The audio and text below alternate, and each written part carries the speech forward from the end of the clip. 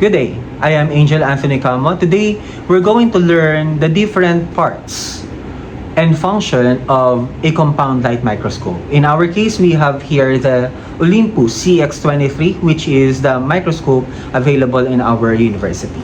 So, first among its parts is what you call the base. It supports the entire microscope and provides stability for our equipment. So, we have here the base that houses our switch and the brightness adjustment knob, or in some others, they call it the rheostat that adjusts the brightness of the illuminator. We have the arm, which is this one for both sides, this portion, that connects the base to the body and serves as the handle when carrying the microscope. So, when carrying our microscope, we use our dominant hand. In my case, it will be the right hand, and our recessive hand towards the base to carry it. Then we have the body tube or the head, this one, that holds the eyepiece and maintains proper distance between the eyepiece and the objective lenses. So these are the set of eyepiece and the objective lenses on this side. The revolving nose piece. Let us zoom in. Because it revolves simply. So it holds the objective lenses, the following objective lenses right here.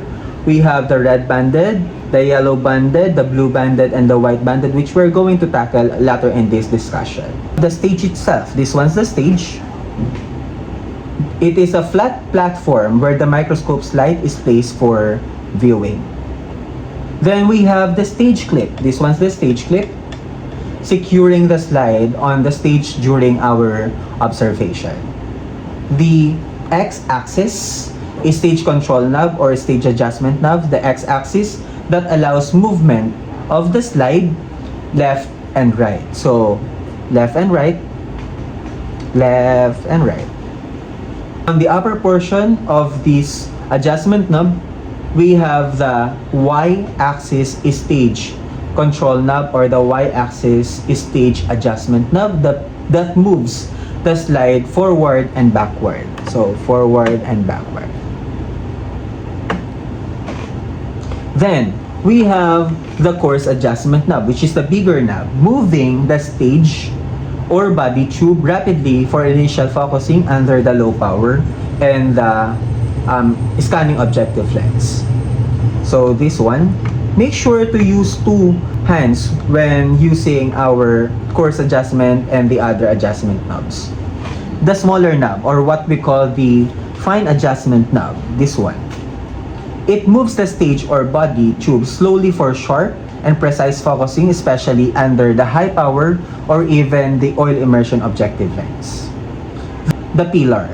The pillar connects the arm, this one's the arm, and the base that provides additional support. So in our case, this one is the pillar. This portion is our pillar that connects the arm to our base. So these parts we have already mentioned are what we call the mechanical parts of the microscope. Now we move to the illuminating parts.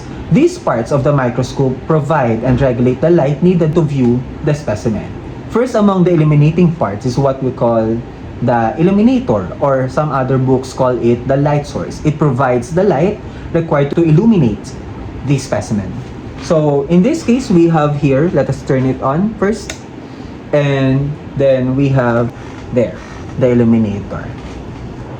Then, in some other older models of the microscope, we have what we call a mirror, which if you can still remember during your elementary or in some other schools, they still use the older models of the microscope where you can manually have the reflection of the sun coming through our microscope for observation. So they basically reflect external light into the microscope when no built-in illuminator is present.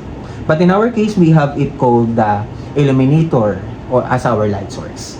Then we have the condenser on this side of the microscope that concentrates and focuses light onto the specimen for improved image clarity. So we also have here the condenser adjustment knob on this side in front. The condenser adjustment knob that raises or lowers the condenser to optimize the illumination.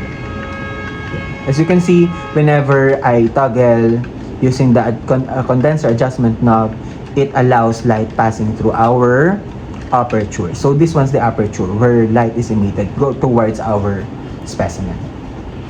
Then the rheostat.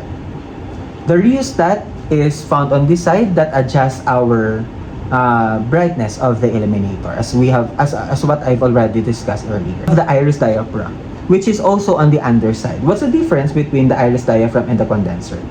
The iris diaphragm regulates the amount of light passing through our specimen, improving contrast and the resolution. Now, those are all the parts of the illuminating parts of the microscope. Now we move to the magnifying, or what we call the optical parts of the microscope. First among its magnifying parts is what we call the eyepiece, or the oculars. So in this case, we have two sets of ocular lenses. That is why we call it as binoculars. So it magnifies the image formed and the objective lens, usually 10 times or 15 times. So in our case, we have our eyepiece or the binocular set at 10 times. You can see the graduation or the measurement of the magnification of this specific ocular lens right on this side of the microscope. You can see that it has a 10 times graduation right here. Let me show it. 10 times. The scanning objective lens. Wait up, let me show it to you. The scanning objective lens, usually having a 4 times power magnification. The one with the red band. It is used for locating the specimen and obtaining a broad field of view. Move to the higher objective lens, we have the yellow banded or the low power objective lens, having a 10 times magnification. It provides moderate magnification for general observation. Then moving to our next objective lens, we have the high power objective lens, which is the blue banded one, having a 40 times magnification, used for observing structural details of our specimen. Then lastly, we have the oil immersion objective lens, or our OIO, having 100 times magnification, providing the highest magnification and resolution when used with an immersion oil. So this one's the immersion oil. If there are any questions about this presentation, you may ask it during our classes. That will be all for the different parts and functions of the compound light microscope. Have a good day.